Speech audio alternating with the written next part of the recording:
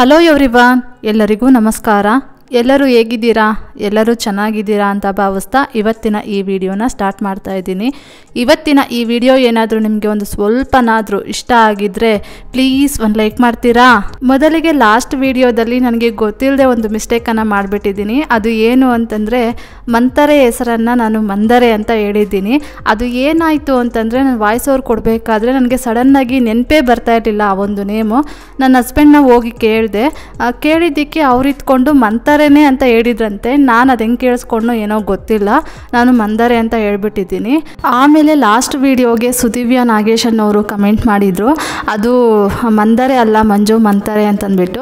ಆಮೇಲೆ ನಾನು ಚೆಕ್ ಮಾಡಿ ನೋಡಿದೆ ಗೂಗಲಲ್ಲಿ, ಆವಾಗ ಮಂತರೆ ಅಂತ ಇತ್ತು. ಆಮೇಲೆ ಹೋಗಿ ನನ್ನ ಹಸ್ಬೆಂಡ್ನ ಕೇಳಿದೆ, ನೀವು ಹೆಸರು ಏನಂತ ಹೇಳಿದ್ರಿ ಹೇಳಿ ಅಂತಂದ್ಬಿಟ್ಟು. ನಾನು ಮಂತರೆ ಅಂತಲೇ ಹೇಳಿದ್ದು ಅಂತ ಹೇಳಿದ್ರು. ಅಲ್ಲಿಗೂ ನನಗೆ ಯಾಕೋ ಡೌಟ್ ಆಗ್ತಾನೇ ಇತ್ತು, ಮಂದರೆನ ಹೆಸರು ಅಂತಂದ್ಬಿಟ್ಟು. ಆಮೇಲೆ ವಾಯ್ಸ್ ಓವರ್ ಕೊಡಬೇಕಾಗಿತ್ತಲ್ವ, ಹಾಗಾಗಿ ಹಂಗೆ ಕೊಟ್ಬಿಟ್ಟಿದ್ದೀನಿ. ನನ್ನ ಹಸ್ಬೆಂಡ್ಗೆ ಈ ರೀತಿಯಾಗಿ ಹೇಳಿದ್ದಕ್ಕೆ ಅದು ನಿನ್ನ ಮಿಸ್ಟೇಕ್ ಅಲ್ವಾ, ನಿನಗೇನಾದರೂ ಒಂದು ಸ್ವಲ್ಪ ಡೌಟ್ ಬಂತು ಅಂತಂದರೆ ನೀನೊಂದು ಸಲ ಕ್ರಾಸ್ ಚೆಕ್ ಮಾಡ್ಕೋಬೇಕಾಗಿತ್ತಲ್ವ, ನಿನ್ನ ಮಿಸ್ಟೇಕ್ ಅಲ್ವಾ ಅಂತ ಹೇಳಿದ್ರು. ಹೌದು, ನನ್ನ ಮಿಸ್ಟೇಕೆ. ನನಗೆ ಡೌಟ್ ಬಂದಿದ್ದ ತಕ್ಷಣ ನಾನೊಂದು ಸಲ ಕ್ರಾಸ್ ಚೆಕ್ ಮಾಡ್ಕೊಳ್ಬೇಕಾಗಿತ್ತು, ಇಲ್ಲ ನಾನು ಸರಿಯಾಗಿ ಕೇಳಿಸ್ಕೊಳ್ಬೇಕಾಗಿತ್ತು ಅಂತಂದ್ಬಿಟ್ಟು. ಸರಿ ಆಯಿತು ಅಂತಂದ್ಬಿಟ್ಟು ಸುದಿವ್ಯ ನಾಗೇಶ್ ಅವರೇ ಸಾರಿ ಕೇಳ್ತಾ ಇದ್ದೀನಿ ನಿಮಗೆ. ಹಾಗೆ ಎಲ್ಲರಿಗೂ ಅಷ್ಟೇ ನಾನು ಸಾರಿ ಕೇಳ್ತಾ ಇದ್ದೀನಿ. ಒಂದು ಸಣ್ಣ ಮಿಸ್ಟೇಕ್ ಆಗಿಬಿಡ್ತು. ಅದು ಮಂದರೆ ಅಲ್ಲ, ಅದು ಮಂತರೆ ಹೆಸರು. ನೆಕ್ಸ್ಟ್ ಈಗ ಶುಕ್ರವಾರ ಬೆಳಗ್ಗೆ ಪೂಜೆ ಎಲ್ಲ ಮುಗಿಸಿದ್ದೀನಿ. ಶುಕ್ರವಾರದ ದಿನ 10:00 ರಾಹುಕಾಲ ಸ್ಟಾರ್ಟ್ ಆಗುತ್ತಲ್ವ, ಆದರೆ ನಾನು ಬ್ರಾಹ್ಮಿ ಮುಹೂರ್ತದಲ್ಲಿ ಪೂಜೆಯನ್ನು ಮಾಡ್ತೀನಿ. ಆಗಲಿಲ್ಲ ಅಂತಂದರೆ ರಾಹುಕಾಲ ಸ್ಟಾರ್ಟ್ ಆಗೋದಕ್ಕಿಂತ ಮುಂಚೆ ಪೂಜೆ ಮುಗಿಸ್ಕೊಂಡ್ಬಿಡ್ತೀನಿ. ಅಲ್ಲಿಗೂ ಆಗಲಿಲ್ಲ ಅಂತಂದರೆ ಸಂಜೆ ಮಾಡ್ತೀನಿ. ಇವಾಗ ನೋಡ್ತಾ ಇರ್ಬೋದು, 9 ಗಂಟೆ ಆಗಿತ್ತು, ಪೂಜೆ ಎಲ್ಲ ಮುಗಿಸಿದ್ದೀನಿ.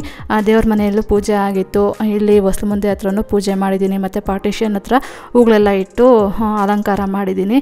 ನೆಕ್ಸ್ಟ್ ಇವಾಗ ಪೂಜೆ ಎಲ್ಲ ಆದಮೇಲೆ ಮನೆಗೆಲ್ಲ ಧೂಪ ಹಾಕಿ ಇವಾಗ ನಾನು ಪದ್ಮಾವತಿ ಅಮ್ಮನವರ ಸ್ತೋತ್ರ ಹೇಳೋದಕ್ಕೆ ಸ್ಟಾರ್ಟ್ ಮಾಡ್ಕೊಳ್ತಾ ಇದ್ದೀನಿ. ಇನ್ನು ಈ ಪದ್ಮಾವತಿ ಅಮ್ಮನವರ ಸ್ತೋತ್ರದ ಬಗ್ಗೆ ನನಗೆ ಲಾಸ್ಟ್ ವಿಡಿಯೋದಲ್ಲಿ ಸುಮಾರಷ್ಟು ಕಮೆಂಟ್ಸ್ ಬಂದಿದೆ. ಆದಷ್ಟು ನಾನು ಕಮೆಂಟ್ಸಲ್ಲೇ ಆನ್ಸರ್ ಮಾಡಿದ್ದೀನಿ. ಇನ್ನೂ ಹೇಳಬೇಕು ಅಂತಂದರೆ, ನೀವು ವೀಣಾ ಜೋಶಿ ಅಮ್ಮನವ್ರ ಚಾನಲ್ ಇದೆ ಅಲ್ವಾ, ಅವ್ರ ಚಾನಲಲ್ಲಿ ಹೋಗಿ ಚೆಕ್ ಮಾಡಿ ನೋಡಿ, ಅವರಲ್ಲಿ ಕ್ಲಿಯರಾಗಿ ಹೇಳಿದ್ದಾರೆ. ನಾನು ಅವ್ರ ಚಾನಲಲ್ಲಿ ನೋಡಿನೇ ಈ ಒಂದು ಸ್ತೋತ್ರ ಹೇಳ್ಕೊಳ್ಳೋದಕ್ಕೆ ಸ್ಟಾರ್ಟ್ ಮಾಡ್ಕೊಂಡಿದ್ದು. ಇನ್ನು ನಾನು ಯಾವ ರೀತಿಯಾಗಿ ಈ ಸ್ತೋತ್ರನ ಹೇಳ್ಕೊಳ್ತೀನಿ ಅಂತಂದರೆ, ನಾನು ಪೂಜೆ ಮಾಡಿದಾಗಲೆಲ್ಲ 108 ಸಲ ಈ ಸ್ತೋತ್ರನ ಹೇಳ್ಕೊಳ್ತೀನಿ. 108 ದಿನ ಹೇಳ್ಕೊಳ್ಬೇಕಾಗುತ್ತೆ. 108 ದಿನ ಕಂಪ್ಲೀಟ್ ಮಾಡೋಷ್ಟರಲ್ಲಿ ನಮಗೆ ಏನಿಲ್ಲ ಅಂತಂದರೂ ಒಂದು 4-5 ಮಂತ್ಸ್ ಆಗುತ್ತೆ. ನಮ್ಮದು ಮಂತ್ಲಿ ಸೈಕಲ್ಸ್ ಇರುತ್ತೆ, ಮತ್ತು ಊರುಗಳಿಗೆಲ್ಲ ಹೋಗ್ತಾ ಇರ್ತೀವಿ, ಒಂದೊಂದು ಸಲ ಸ್ಕಿಪ್ ಆಗುತ್ತೆ. ಹಿಂಗೆಲ್ಲ ಆಗಿ ನಮಗೆ ಏನಿಲ್ಲ ಅಂತಂದ್ರೂ ಒಂದು ಮಿನಿಮಮ್ ಅಂತಂದರೂ ಒಂದು 5 ಮಂತ್ಸ್ ಆಗುತ್ತೆ. ಈ ರೀತಿಯಾಗಿ ನಾನು ಮಾಡ್ತಾ ಇರೋದು. ಇನ್ನು ಪೂಜೆ ಮಾಡಿದಾಗಲೆಲ್ಲ ದಿನದಲ್ಲಿ ಒಂದು ಟೈಮು 108 ಸಲ ಈ ಸ್ತೋತ್ರನ ಹೇಳ್ಕೊಳ್ಬೇಕಾಗುತ್ತೆ. ಬೆಳಗ್ಗೆ ಪೂಜೆ ಮಾಡಿದ್ರೆ ಬೆಳಗ್ಗೆ ಹೇಳ್ಕೊಂಡ್ರೆ ಆಯಿತು, ಇನ್ನು ಸಂಜೆ ಹೇಳ್ಕೊಳ್ಳೋದೇನು ಬೇಕಾಗಿಲ್ಲ. ಬೆಳಗ್ಗೆ ಹೇಳ್ಕೊಳ್ಳೋದಕ್ಕಾಗಲಿಲ್ಲ ಅಂತಂದರೆ ಸಂಜೆನೂ ಹೇಳ್ಕೊಳ್ಬೋದು. ಈ ರೀತಿಯಾಗಿ 108 ದಿನ ಹೇಳ್ಕೊಳ್ಬೇಕಾಗುತ್ತೆ. ಈ ರೀತಿಯಾಗಿ ನಾನು ಈ ಸ್ತೋತ್ರನ ಹೇಳ್ಕೊಳ್ತಾ ಇರೋದು. ಇನ್ನೂ ಹೆಚ್ಚಿಗೆ ನಿಮ್ಗೇನಾದರೂ ಮಾಹಿತಿ ಬೇಕು ಅಂತಂದರೆ ವೀಣಾ ಜೋಶಿ ಅಮ್ಮನವ್ರ ಚಾನಲಲ್ಲಿ ಹೋಗಿ ಚೆಕ್ ಮಾಡಿ ನೋಡಿ, ಅಲ್ಲಿ ಸಿಗುತ್ತೆ. ಅದ್ರ ಪ್ರಕಾರ ನೀವು ಪೂಜೆಯನ್ನು ಸ್ಟಾರ್ಟ್ ಮಾಡ್ಕೊಳ್ಳಿ. ಇನ್ನು ನಾನು ಈ ಸ್ತೋತ್ರ ಹೇಳ್ಕೊಳ್ಳೋದು 2 ಸಲ ಕಂಪ್ಲೀಟ್ ಮಾಡಿದ್ದೀನಿ. ಈ ವಿಡಿಯೋ ಪೋಸ್ಟ್ ಆಗೋಷ್ಟರಲ್ಲಿ 2ನೇ ಸಲನೂ ಕಂಪ್ಲೀಟ್ ಆದಾಗೆ ಆಗುತ್ತೆ. 108 ಸಲ ಕಂಪ್ಲೀಟ್ ಆಯಿತು. ಇನ್ನು ಫಸ್ಟ್ನೇ ಸಲ ನಾನು ಹೇಳ್ಕೊಂಡಿದ್ದು ಬಂದು ಆರೋಗ್ಯಕ್ಕೋಸ್ಕರ ಹೇಳ್ಕೊಂಡಿದ್ದು. ನನಗೆ ಅದು ತುಂಬಾ ಒಳ್ಳೆಯದಾಯಿತು. ಆಮೇಲೆ ನನಗೆ ತುಂಬ ಇಷ್ಟ ಆಯಿತು, ನಂಬಿಕೆ ಬಂತು. ನೆಕ್ಸ್ಟ್ ಟೈಮು ನಾನು ಹೇಳ್ಕೊಂಡೆ. ನೆಕ್ಸ್ಟ್ ಟೈಮ್ ನಾನು ಒಂದು ಅಂದ್ಕೊಂಡೆ, ಆದರೆ ಅದು ಆಗಲಿಲ್ಲ, ಬೇರೆದೇ ಆಯಿತು. ಅದು ಏನು ಅಂತಂದ್ಬಿಟ್ಟು ನಿಮ್ಮೆಲ್ಲರಿಗೂ ಗೊತ್ತಿರುತ್ತೆ. ಇನ್ನು ನಾನು ಆ ಕನಸು ನನಸಾಗಿರೋದ್ರ ಬಗ್ಗೆ ಹೇಳ್ಕೊಂಡಾಗೆಲ್ಲ ನನಗೆ ಒಂದಷ್ಟು ಜನ ನೆಗೆಟಿವ್ ಆಗಿ ಮಾತಾಡ್ತಾ ಇರ್ತಾರೆ.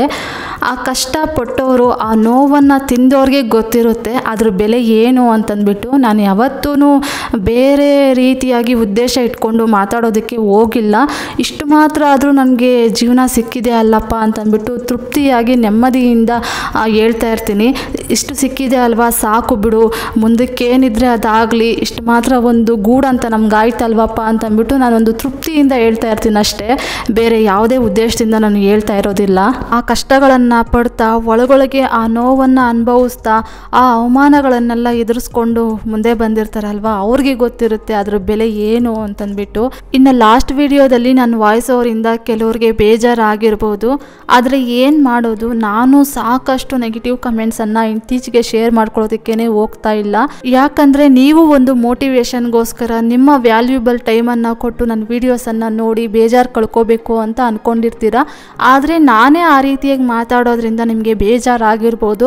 ಆದರೆ ನನಗೂ ಒಂದು ಮನಸ್ಸಂತ ಇರುತ್ತಲ್ವ, ಯಾರಾದರೂ ಏನಾದರೂ ಅಂದಾಗ ನಾನು ಎಷ್ಟು ಅಂತ ಸಹಿಸ್ಕೊಂಡು ಹೋಗಲಿ. ಅದು ಈ ಸೋಷಿಯಲ್ ಮೀಡಿಯಾದಿಂದನೇ. ಬೇರೆ ಫ್ಯಾಮ್ಲಿ ಕಡೆಯಿಂದ ಏನಾದರೂ ಇಶ್ಯೂಸ್ ಬಂದರೆ ನಾನು ಯಾವತ್ತೂ ಅಷ್ಟೇ ಇಲ್ಲಿ ಯೂಟ್ಯೂಬಲ್ಲಿ ಶೇರ್ ಮಾಡಿಕೊಂಡೇ ಇಲ್ಲ. ಅಲ್ಲಿಗೂ ನಾನು ಆ ನೆಗೆಟಿವ್ ಕಮೆಂಟ್ ಏನು ಅಂತಲೂ ಹೇಳಲಿಲ್ಲ.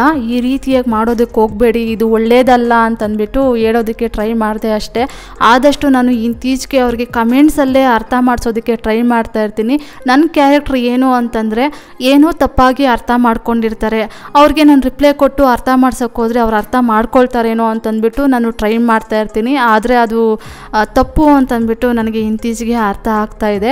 ಒಂದು ಸಲ ಅವರು ನೆಗೆಟಿವ್ ಆಗಿ ಮಾತಾಡಿದ್ದಾರೆ ಅಂತಂದರೆ ಅವ್ರಿಗೆ ನಾವು ಏನೇ ಹೇಳಿದ್ರು ಅವ್ರಿಗೆ ನೆಗೆಟಿವ್ ಆಗಿ ಅನಿಸ್ತಾ ಇರುತ್ತೆ ಅಂತಂದ್ಬಿಟ್ಟು ಅದನ್ನು ಅಲ್ಲಿಗಲ್ಲೇ ಬಿಟ್ಬಿಡಬೇಕು ಅಂತಲೂ ಅಂದ್ಕೊಳ್ತಾ ಇರ್ತೀನಿ. ಏನೂ ಮಾಡೋದಕ್ಕಾಗೋದಿಲ್ಲ, ಒಬ್ಬೊಬ್ಬರಿಂದನೂ ಒಂದೊಂದು ಪಾಠ ಅಂತ ಕಲಿತಾ ಇರ್ತೀವಲ್ವ, ಹಾಗೆ ಇವರಿಂದನೂ ಒಂದು ಪಾಠ ಅಂತ ಕಲ್ತ್ಕೊಂಡೆ ಅಂತಂದ್ಬಿಟ್ಟು ಸುಮ್ಮನಿದ್ದೀನಿ. ನಿಮ್ಮೆಲ್ಲರಿಗೂ ನನ್ನಿಂದ ಏನಾದರೂ ಬೇಜಾರಾಗಿದ್ದರೆ ದಯವಿಟ್ಟು ನನ್ನನ್ನು ಕ್ಷಮಿಸ್ತೀರಾ. ನೆಕ್ಸ್ಟ್ ಈಗ ಪೂಜೆ ಎಲ್ಲ ಮಾಡಿದ್ದಾದಮೇಲೆ ಟಿಫನ್ಗೆ ಅಂತಂದ್ಬಿಟ್ಟು ಚಿತ್ರಾನ್ನ ಮಾಡಿದ್ದೆ. ನೈಟ್ ಸಾಂಬಾರು ಒಂದು ಸ್ವಲ್ಪ ಇತ್ತು, ಅದ್ರ ಜೊತೆಗೆ ಒಂದು ಸ್ವಲ್ಪ ಚಿತ್ರಾನ್ನ ಮಾಡಿದ್ದೆ. ಇವಾಗ ಮಧ್ಯಾಹ್ನ ಸಾಂಬಾರಿಗೆ ಅಂತಂದ್ಬಿಟ್ಟು ತರಕಾರಿ ಏನೂ ಇರಲಿಲ್ಲ, ಸಿಂಪಲ್ಲಾಗಿ ಒಂದಷ್ಟು ತರಕಾರಿಗಳನ್ನು ತೊಗೊಂಬಂದ್ಬಿಟ್ಟು ತರಕಾರಿ ಸಾಂಬಾರು ಮತ್ತು ರೈಸನ್ನು ಮಾಡ್ತಾಯಿದ್ದೀನಿ. ನೆಕ್ಸ್ಟ್ ಈಗ ಇಲ್ಲೊಂದು ಬೋಲ್ ನೋಡ್ತಾ ಇರ್ಬೋದು, ತರಕಾರಿಗಳನ್ನು ಕಟ್ ಮಾಡಿ ಹಾಕ್ಕೊಳ್ಳುವಂಥ ಬೋಲ್ ಇದು. ಇದನ್ನು ನಾವು ರೆಂಟ್ ಮನೆಯಲ್ಲಿದ್ದಾಗ ತಗೊಂಡಿದ್ದು ಅಂತಂದರೆ ನಾವು ಮೋರಲ್ಲಿ ಒಂದು ಸ್ವಲ್ಪ ಜಾಸ್ತಿ ಶಾಪಿಂಗ್ ಮಾಡಿದ್ವಿ. ಅಂದರೆ ಗ್ರಾಸರಿಯನ್ನೇ ಜಾಸ್ತಿ ತಗೊಂಡಿದ್ದು ಅಲ್ಲಿ ಕಗ್ದಾಸ್ಪುರದಲ್ಲಿದ್ದಾಗ. ಅವಾಗ ಒಂದು 5000ವರೆಗೂ ನಾವು ಬಿಲ್ ಮಾಡಿದ್ವಿ. ಅವಾಗ ಅವರು ಗಿಫ್ಟ್ ಅಂತ ಕೊಟ್ಟಿದ್ದು. ಇದನ್ನು ನಾನು ಯಾರು ಯೂಸ್ ಮಾಡ್ತಾರೆ, ಹೋಗು ಪಾತ್ರೆಗಳು ಉಜ್ತೀವಲ್ವ, ಪಾತ್ರೆಗಳು ಜಾಸ್ತಿ ಆಗುತ್ತೆ ಅಂತಂದ್ಬಿಟ್ಟು ನಾನು ಹಾಗೆ ಇಟ್ಬಿಟ್ಟಿದ್ದೆ. ಲಾಸ್ಟ್ ಟೈಮು ನಾನು ನನ್ನ ಬ್ರದರ್ ಇಲ್ಲ ಅವ್ರ ರೂಮ್ನ ಕ್ಲೀನ್ ಮಾಡಿದ್ನಲ್ವ, ಅಲ್ಲಿ ಕಿಚನ್ ಐಟಮ್ಸ್ ಸಾಕಷ್ಟು ಇಟ್ಬಿಟ್ಟಿದ್ದೀನಿ ಅಂತ ಹೇಳಿದ್ನಲ್ವ, ಆವಾಗ ಈ ಒಂದು ಬಾಕ್ಸ್ ನನಗೆ ಕಾಣಿಸ್ತು. ಸರಿ ಆಯಿತು, ಇವಾಗಲಾದರೂ ಯೂಸ್ ಮಾಡೋಣ, ಇರೋ ಐಟಮ್ಸ್ನ ಯೂಸ್ ಮಾಡಿದೆ ಹಾಗೆ ಇಡೋದು ಏನು ಚೆನ್ನಾಗಿರುತ್ತೆ ಅಂತಂದ್ಬಿಟ್ಟು ಇವಾಗ ತಗೊಂಡು ಇದನ್ನು ಯೂಸ್ ಮಾಡ್ತಾಯಿದ್ದೀನಿ. ನಿಜ ಹೇಳಬೇಕು ಅಂತಂದರೆ ಈ ಒಂದು ವಸ್ತುವನ್ನು ಯೂಸ್ ಮಾಡ್ಕೊಂಡಿದ್ದಾದಮೇಲೆ ನನಗೆ ಇಷ್ಟ ಆಯಿತು. ಇದಕ್ಕೂ ಮುಂಚೆ ನಾನು ಏನಂತ ಯೋಚನೆ ಮಾಡ್ತಾ ಇದ್ದೆ ಅಂತಂದರೆ ಪಾತ್ರೆಗಳು ಉಜ್ಜೋದಕ್ಕೆ ಜಾಸ್ತಿ ಬೀಳುತ್ತೆ ಅಂತಂದ್ಬಿಟ್ಟು ಯೋಚನೆ ಮಾಡ್ತಾಯಿದ್ದೆ. ಇವಾಗ ನೋಡ್ತಾ ಇರ್ಬೋದು 3 ಇರುತ್ತೆ ಅಲ್ವಾ, ಒಂದು ಬೌಲಲ್ಲಿ ನೀರನ್ನು ಇಟ್ಕೊಳ್ತೀವಿ, ಇನ್ನೊಂದು ಬೌಲಲ್ಲಿ ತರಕಾರಿಗಳನ್ನು ಕಟ್ ಮಾಡಿ ಹಾಕ್ಕೊಳ್ತೀವಿ, ಅದನ್ನು ಹಂಗೆ ಶೋಧಿಸ್ಕೊಂಡು ತಗೊಳ್ಬೋದು. ನೆಕ್ಸ್ಟ್ ಇನ್ನೊಂದು ಬಂದುಬಿಟ್ಟು ಪ್ಲೇಟ್ ಇರುತ್ತೆ, ಅದರಲ್ಲಿ ತರಕಾರಿ ವೇಸ್ಟೇಜ್ ಎಲ್ಲ ಹಾಕ್ಕೊಂಡು ಅದನ್ನು ಹಂಗೆ ತೊಗೊಂಡೋಗಿ ಡಸ್ಟ್ಬಿನ್ಗೆ ಹಾಕುವಂಥದ್ದು. ಈ ರೀತಿಯಾಗಿ ಅದೇ ನಾವು ಬಟ್ಲಲ್ಲಿ ತರಕಾರಿಗಳನ್ನು ಕಟ್ ಮಾಡಿ ಹಾಕ್ತೀವಿ, ಒಂದೇ ಬಟ್ಲಾಗುತ್ತಲ್ವ, ಇದಕ್ಕೆ 2 ಆಗುತ್ತೆ ಅಂತಂದ್ಬಿಟ್ಟು ಈ ರೀತಿಯಾಗಿ ಯೋಚನೆ ಮಾಡ್ಕೊಂಡು ನಾನು ಒಂದು ಸೈಡ್ಗೆ ಹಾಕ್ಬಿಟ್ಟಿದ್ದೆ. ಇವಾಗ ಹೆಂಗೂ ಸಿಕ್ತು, ಇದನ್ನು ಯಾಕೆ ಹಂಗೆ ಬಿಡೋದು, ಎಷ್ಟು ವರ್ಷಗಳಿಂದ ಹಂಗೆ ಇಟ್ಟಿದ್ದೀನಲ್ವ, ಇವಾಗಲಾದರೂ ಯೂಸ್ ಮಾಡ್ಕೊಳ್ಳೋಣ ಅಂತಂದ್ಬಿಟ್ಟು ತಗೊಂಡು ಯೂಸ್ ಮಾಡ್ಕೊಳ್ತಾ ಇದ್ದೀನಿ. ನೆಕ್ಸ್ಟ್ ಈಗ ನೋಡ್ತಾ ಇರ್ಬೋದು ತರಕಾರಿಗಳನ್ನೆಲ್ಲ ಕಟ್ ಮಾಡ್ಕೊಂಡಿದ್ದಾಯಿತು, ಹಾಗೆ ತರಕಾರಿಗಳನ್ನೆಲ್ಲ ತೊಳ್ಕೊಂಡಿದ್ದಾಯಿತು. ಇನ್ನೊಂದು ಸ್ವಲ್ಪ ಏನಾದರೂ ನೀರೇನಾದರೂ ಈ ಒಂದು ಬೌಲಲ್ಲಿ ಇತ್ತು ಅಂತಂದರೆ ಈ ಒಂದು ವೇಸ್ಟೇಜ್ ಒಂದು ಪ್ಲೇಟ್ ಇರುತ್ತಲ್ವ ಅದ್ರ ಮೇಲೆ ಇಟ್ಟರೆ ನೀರೆಲ್ಲ ಅದರೊಳಗಡೆ ಶೋಧಿಸ್ಕೊಂಡ್ಬಿಡುತ್ತೆ. ಆಮೇಲೆ ತರಕಾರಿಗಳನ್ನು ಆರಾಮಾಗಿ ಹಾಕ್ಕೊಳ್ಬೋದು. ನೋಡ್ತಾ ಇರ್ಬೋದು, ಚೆನ್ನಾಗಿದೆ ಪ್ರಾಡಕ್ಟ್, ನನಗೆ ತುಂಬಾ ಇಷ್ಟ ಆಯಿತು. ಆಮೇಲೆ ಲಿಂಕ್ ಎಲ್ಲ ಕೇಳೋದಕ್ಕೆ ಹೋಗಬೇಡಿ, ಇದು ಫ್ರೀಯಾಗಿ ಅವರು ನನಗೆ ಶಾಪಿಂಗ್ ಮಾಡಿದ್ದಕ್ಕೆ ಕೊಟ್ಟಿದ್ದಲ್ವ, ಹಾಗಾಗಿ ಲಿಂಕ್ ಇಲ್ಲ ನನ್ನ ಹತ್ರ. ಆಮೇಲೆ ನಾನು ಇನ್ನೊಂದು ವಿಷಯನ ಹೇಳೋದಕ್ಕೆ ಇಷ್ಟಪಡ್ತೀನಿ. ಯಾವಾಗಲೂ ಹೇಳ್ಬೇಕು ಅಂತ ಅಂದ್ಕೊಳ್ತಾ ಇರ್ತೀನಿ, ಆದರೆ ಮರೆತು ಹೋಗ್ತಾ ಇರ್ತೀನಿ. ಇವಾಗ ನನಗೆ ನೆನಪಾಯಿತು. ಅದು ಏನು ಅಂತಂದರೆ, ನನಗೆ ಏನಿದೆಯೋ ಎಷ್ಟಿದೆಯೋ ಅಷ್ಟರಲ್ಲೇ ನಾನು ತೃಪ್ತಿ ಪಡ್ತಾ ಇರ್ತೀನಿ, ಅಷ್ಟರಲ್ಲೇ ಖುಷಿಯಾಗಿರೋದಕ್ಕೆ ಟ್ರೈ ಮಾಡ್ತಾ ಇರ್ತೀನಿ. ನನಗೆ ಅದಿಲ್ಲ ಇದಿಲ್ಲ ಅಂತಂದ್ಬಿಟ್ಟು ಯಾವತ್ತೂ ಅಷ್ಟೇ ಕೊರಗೋದಕ್ಕೆ ಹೋಗೋದಿಲ್ಲ. ಒಂದು ವೇಳೆ ನನಗೇನಾದರೂ ಆ ರೀತಿಯಾಗಿ ಅನಿಸಿದ್ರೆ ಸರಿ ಆಯಿತು, ಇವಾಗ ಇರೋದ್ರಲ್ಲೇ ತೃಪ್ತಿಯಾಗಿ ಅದನ್ನು ಸೇವಿಂಗ್ಸ್ ಮಾಡ್ಕೊತಾ ಹೋಗ್ತಾ ಇರೋಣ, ಒಂದಲ್ಲ ಒಂದಿನ ನಾವು ತಗೊಳ್ತೀವಲ್ವ ಅಂತಂದ್ಬಿಟ್ಟು ಈ ರೀತಿಯಾಗಿ ಯೋಚನೆ ಮಾಡ್ತೀನಿ. ಅದು ಬಿಟ್ಬಿಟ್ಟು ನಾವು ಯೋಚನೆ ಮಾಡಿಕೊಂಡು ಚಿಂತೆ ಮಾಡಿಕೊಂಡು ಬೇಜಾರು ಮಾಡಿಕೊಂಡು ಕುತ್ಕೊಳ್ಳೋದ್ರಿಂದ ಏನೂ ಲಾಭ ಇಲ್ಲ ಅಂತಂದ್ಬಿಟ್ಟು ನಾನು ಯಾವಾಗಲೂ ಯೋಚನೆ ಮಾಡ್ತಾ ಇರ್ತೀನಿ. ಹಾಗಾಗಿನೇ ನಾನು ಇರೋದ್ರಲ್ಲೇ ಖುಷಿ ಪಡೋದಕ್ಕೆ ಟ್ರೈ ಮಾಡ್ತಾ ಇರ್ತೀನಿ. ಆಮೇಲೆ ಇದಕ್ಕೂ ನೆಗೆಟಿವ್ ಆಗಿ ಅರ್ಥ ಮಾಡ್ಕೊಳ್ಳೋದಕ್ಕೆ ಹೋಗಬೇಡಿ. ನಾನು ಹೇಳೋದಿಷ್ಟೇ, ಜೀವನ ಅನ್ನೋ ದಾರಿಯಲ್ಲಿ ನಾವು ಹೋಗ್ತಾ ಇರ್ತೀವಿ, ಆ ದಾರಿಯಲ್ಲಿ ಸಾಕಷ್ಟು ಮಂದಿ ನಮಗೆ ಎದುರಾಗ್ತಾ ಇರ್ತಾರೆ.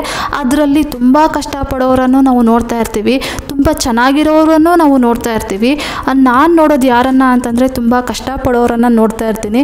ಅಟ್ಲೀಸ್ಟ್ ನಮಗೆ ದೇವ್ರು ಎಷ್ಟಕ್ಕಾದರೂ ಇಟ್ಟಿದ್ದಾನಲ್ವಪ್ಪ, ತಿನ್ನೋದಕ್ಕೆ ಊಟ ಕೊಟ್ಟಿದ್ದಾನೆ, ಹಾಕ್ಕೊಳ್ಳೋದಕ್ಕೆ ಬಟ್ಟೆ ಕೊಟ್ಟಿದ್ದಾನೆ, ಒಂದು ತೃಪ್ತಿಯಾಗಿ ಕಳೆಯೋದಕ್ಕೆ ಒಂದು ಮನೆ ಅಂತ ಕೊಟ್ಟಿದ್ದಾನೆ, ಅದಿಲ್ಲ ಇದಿಲ್ಲ ಅಂತಂದ್ಬಿಟ್ಟು ಯಾಕೆ ಕರ್ಕೊಂಡು ಕುತ್ಕೋಬೇಕು ಅಂತಂದ್ಬಿಟ್ಟು ಈ ರೀತಿಯಾಗಿ ಯೋಚನೆ ಮಾಡ್ತಾ ಇರ್ತೀನಿ. ಅದ್ರ ಬದಲಿಗೆ ನಾನೇನು ಅಂದ್ಕೊಳ್ತಾ ಇರ್ತೀನಿ ಅಂತಂದರೆ, ನಮ್ಮ ಪ್ರಯತ್ನ ಅನ್ನೋದು ನಾವು ಮಾಡೋಣ, ಫಲ ಅನ್ನೋದು ದೇವ್ರಿಚ್ಛೆ, ಅವನ್ನೆಲ್ಲ ನೋಡ್ಕೊಳ್ತಾನೆ, ಎಲ್ಲ ಕೊಡ್ತಾನೆ ಅಂತಂದ್ಬಿಟ್ಟು ನನ್ನ ಪ್ರಯತ್ನ ನಾನು ಮಾಡ್ತಾ ಇರ್ತೀನಿ. ನೆಕ್ಸ್ಟ್ ಈಗ ಮಧ್ಯಾಹ್ನ ಅಡುಗೆ ಮಾಡಿ ಊಟ ತಿಂದಿದ್ದಾದಮೇಲೆ ಒಂದು ಸ್ವಲ್ಪ ಹೊತ್ತು ರೆಸ್ಟ್ ಮಾಡಿಬಿಟ್ಟೆ. ಆದಷ್ಟು ನಾನು ವಾರದಲ್ಲಿ ಯಾವ ದಿನ ಫ್ರೀಯಾಗಿರ್ತೀನಿ ಅಂತಂದರೆ ಶುಕ್ರವಾರ ದಿನ ತುಂಬಾ ಫ್ರೀಯಾಗಿರ್ತೀನಿ. ಬೆಳಗ್ಗೆನೇ ಪೂಜೆ ಎಲ್ಲ ಆಗಿಬಿಟ್ಟಿರುತ್ತೆ. ಇನ್ನು ಕ್ಲೀನಿಂಗ್ ಕೆಲಸಗಳು ಯಾವುದು ಮಾಡೋದಕ್ಕಾಗೋದಿಲ್ವಲ್ವ ಶುಕ್ರವಾರದ ದಿನ, ಹಾಗಾಗಿ ಬರೀ ಅಡುಗೆ ಮಾತ್ರ ಇರುತ್ತೆ. ಬೆಳಗ್ಗೆ ಮಧ್ಯಾಹ್ನ ರಾತ್ರಿ ಅಷ್ಟು ಮಾಡಿಕೊಂಡು ಆರಾಮಾಗಿ ಫ್ರೀಯಾಗಿರ್ತೀನಿ. ಆ ಟೈಮಲ್ಲಿ ನಾನು ಆದಷ್ಟು ರೆಸ್ಟ್ ಮಾಡ್ತೀನಿ. ಆಮೇಲೆ ಆಧ್ಯಾತ್ಮಿಕ ಸ್ಟೋರಿಗಳನ್ನು ತಿಳ್ಕೊಳ್ತಾ ಇರ್ತೀನಿ. ಶುಕ್ರವಾರ ದಿನವೂ ಅಷ್ಟೇ ಗರುಡ ಪುರಾಣದ ಬಗ್ಗೆ ತಿಳ್ಕೊಂಡೆ. ನೆಕ್ಸ್ಟ್ ಈಗ ನೋಡ್ತಾ ಇರ್ಬೋದು, ಸಂಜೆ 6:30 ಆಗಿದೆ. ದೇವ್ರ ಮನೆಯಲ್ಲಿ ಇನ್ನೂ ದೀಪಗಳು ಉರಿತಾ ಇತ್ತು, ಅದಕ್ಕೆ ಹಾಗೆ ತೋರಿಸ್ತಾ ಇದ್ದೀನಿ.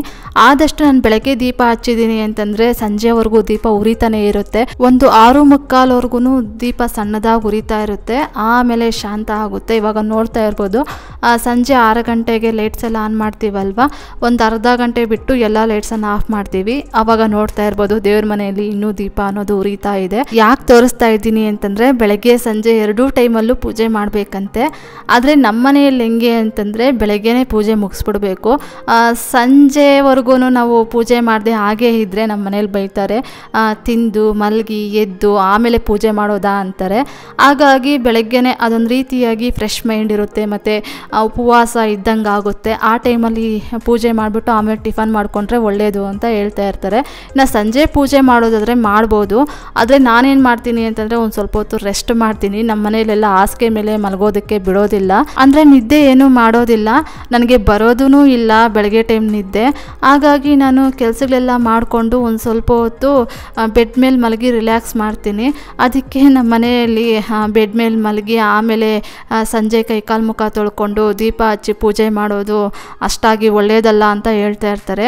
ಹಾಗಾಗಿ ನಾನು ಸರಿ ಆಯಿತು ಅಂತಂದ್ಬಿಟ್ಟು ಬೆಳಗ್ಗೆ ಒಂದು ಟೈಮ್ ಮಾಡ್ತೀನಿ. ಇನ್ನು ಸಂಜೆವರೆಗೂ ದೀಪ ಉರಿತಾ ಇರುತ್ತಲ್ವ, ಹಾಗಾಗಿ ನಾನು ಸುಮ್ಮನೆ ಇದ್ಬಿಡ್ತೀನಿ. ಒಂದು ವೇಳೆ ಏನಾದರೂ ಒಂದೊಂದು ದಿನ ಬೇಗ ಏನಾದರೂ ದೀಪ ಉರಿದೋಯ್ತು ಅಂತಂದರೆ ನೋಡ್ಕೊಳ್ತೀನಿ, ನೋಡಿಕೊಂಡು ಒಂದು ಸ್ವಲ್ಪ ಎಣ್ಣೆ ಹಾಕ್ಬಿಡ್ತೀನಿ.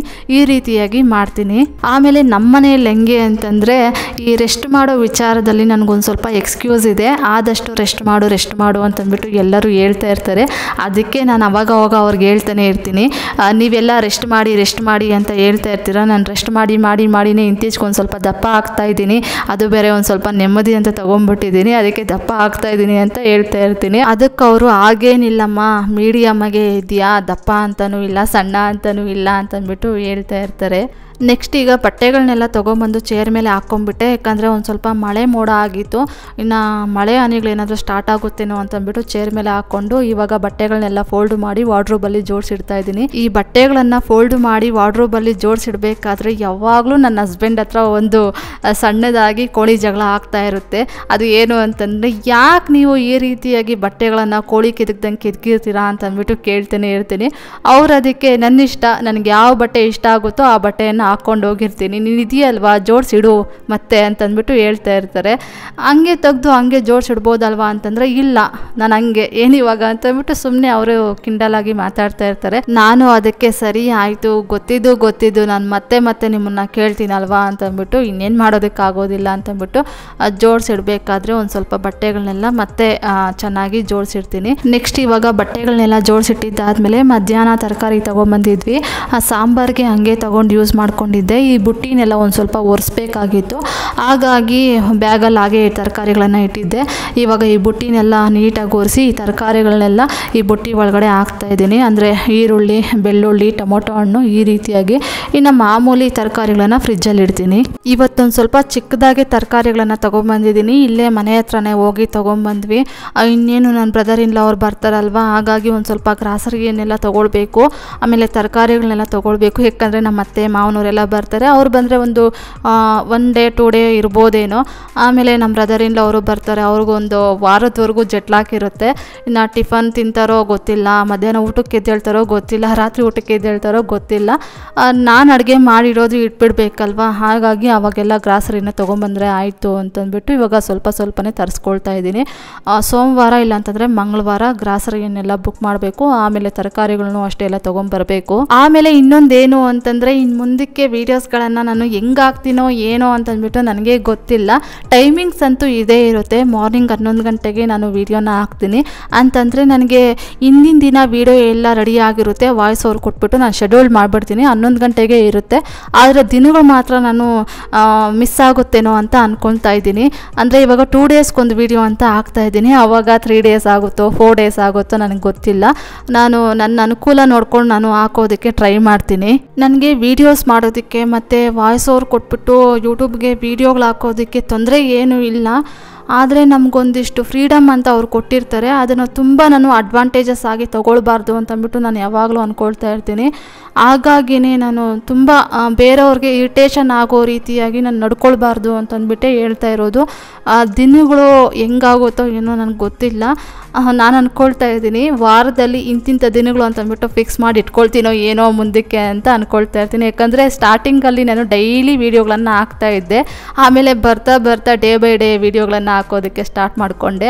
ಆಮೇಲೆ ಇವಾಗಂತೂ ಒಂದು 2 ವರ್ಷದಿಂದ ಈಚೆಗೆ 2 ಡೇಸ್ಗೊಂದು ವೀಡಿಯೋನ ಹಾಕ್ತಾ ಇದ್ದೀನಿ. ಇನ್ನು ಮುಂದಕ್ಕೆ ನಾನು ಸೋಮವಾರ ಇಲ್ಲಾಂತಂದರೆ ಗುರುವಾರ ಈ ರೀತಿಯಾಗಿ ದಿನಗಳನ್ನು ಫಿಕ್ಸ್ ಮಾಡ್ಕೊಳ್ತೀನೋ ಏನೋ ಅಂತ ಅಂದ್ಕೊಳ್ತಾ ಇದ್ದೀನಿ. ನೋಡಬೇಕು ಹೆಂಗೆ ಅನುಕೂಲ ಆಗುತ್ತೋ ಹಾಗೆ ಟ್ರೈ ಮಾಡ್ತೀನಿ. ಆದಷ್ಟು ಇವಾಗ ವಾರದಲ್ಲಿ 2 ವೀಡಿಯೋ ಹಾಕೋದಕ್ಕೆ ಟ್ರೈ ಮಾಡ್ತಾ ಇದ್ದೀನಲ್ವ, ಅದೇ ರೀತಿಯಾಗಿ ಹಾಕೋದಕ್ಕೆ ಟ್ರೈ ಮಾಡ್ತೀನಿ. ಸ್ಟಾರ್ಟಿಂಗಲ್ಲಿ ಒಂದು ಸ್ವಲ್ಪ ಆ ಕಡೆ ಈ ಕಡೆ ವೇರಿಯೇಷನ್ ಆಗ್ಬೋದು. ಆಮೇಲೆ ಬರ್ತಾ ನಾನು ಆ ಒಂದು ಲೈಫ್ ಸ್ಟೈಲ್ಗೆ ಅಡ್ಜಸ್ಟ್ ಆಗೋದಕ್ಕೆ ಟ್ರೈ ಮಾಡ್ತೀನಿ. ಆಮೇಲೆ ಇನ್ನೊಂದು ವಿಷಯನ ನಾನು ಸೀರಿಯಸ್ ಆಗಿ ತೊಗೊಂಡಿದ್ದೀನಿ. ಅದು ಏನು ಅಂತಂದರೆ, ಈ ಯೂಟ್ಯೂಬಿಂದ ಮನೆಯಲ್ಲಿ ಏನಾದರೂ ಸಣ್ಣದಾಗಿ ಜಗಳ ಅನ್ನೋ ಅಲೆಗಳೇನಾದರೂ ಎದ್ದೇಳೋದಕ್ಕೆ ಸ್ಟಾರ್ಟ್ ಆಯಿತು ಅಂತಂದರೆ ಅವತ್ತೇ ನಾನು ಯೂಟ್ಯೂಬನ್ನು ಸ್ಟಾಪ್ ಮಾಡಿಬಿಡ್ತೀನಿ.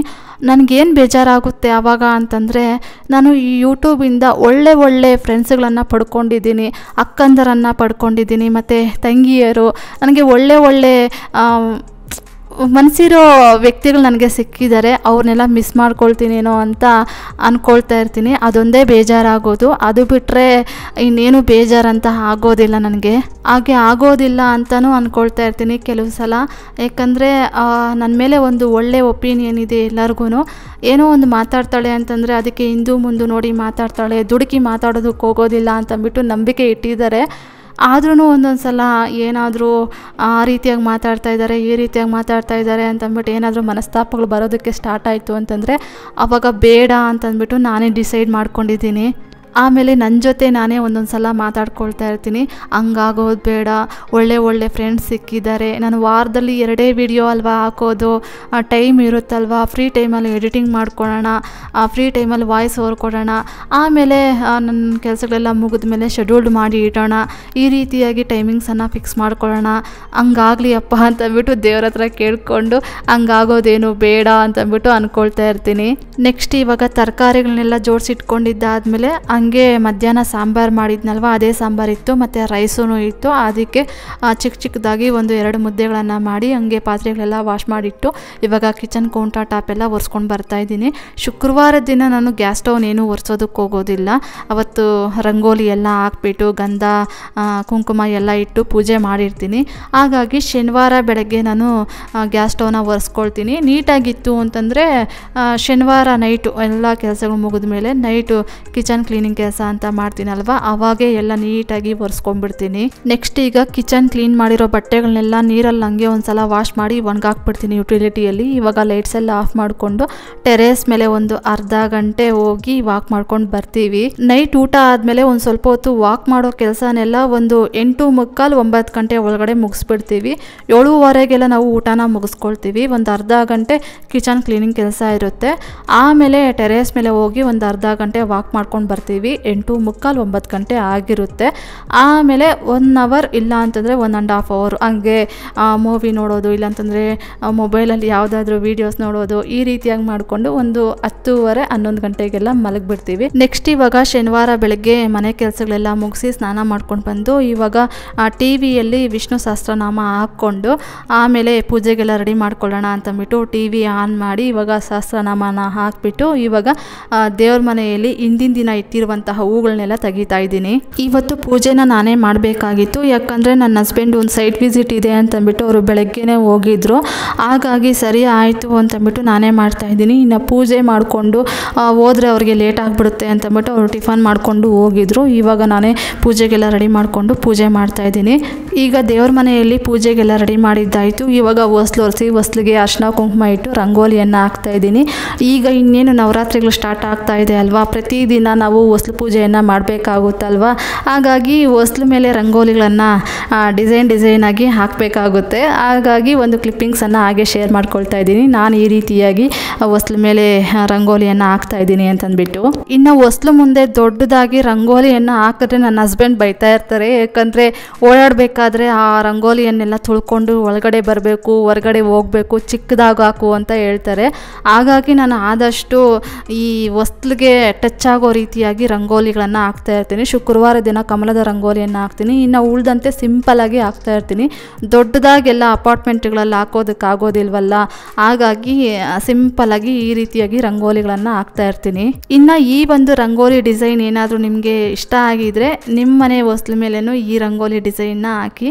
ಇದಾಗಿತ್ತು ಫ್ರೆಂಡ್ಸ್ ಇವತ್ತಿನ ಈ ವಿಡಿಯೋ ಏನಾದರೂ ನಿಮಗೆ ಒಂದು ಸ್ವಲ್ಪನಾದರೂ ಇಷ್ಟ ಆಗಿದ್ರೆ, ಮೋಟಿವೇಶನ್ ಅನಿಸಿದರೆ please do like, share, comment and subscribe to my channel. Thank you for watching my video. Have a nice day. Bye.